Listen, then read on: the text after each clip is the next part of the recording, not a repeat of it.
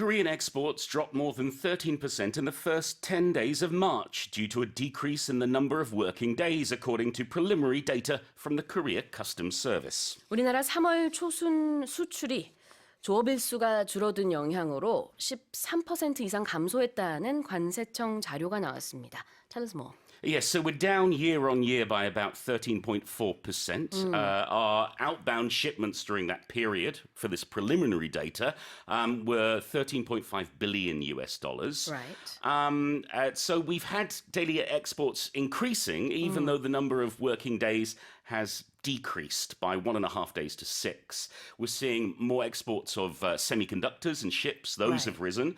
And we've seen automobiles and petroleum products slip down a little bit. Imports are about the same as last year. Excuse me, that's very different. It's plunged compared to last year by 28.6%. I think I threw you off with that earlier on. All these numbers. Oh, my goodness. No, so it's down to about $14.8 billion during that period, which means we have a trade deficit of $1.26 billion. Okay. Well, the expression used in Korean is 조업일수, and we're talking about the number of days you use machinery, but it's basically working days, right? Yeah, it means the days that aren't a holiday. Yes. So, for example, a Sunday is not a working day.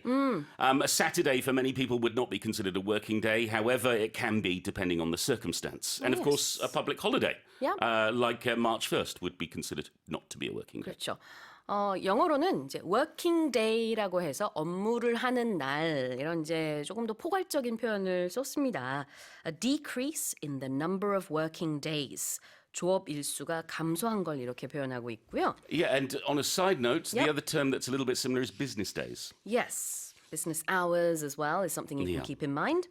And what about preliminary data? Well, this is the first set of data. It's not the final set. So we get the first set of data, and that is the preliminary data, and then later on we'll get the complete data or the revised data.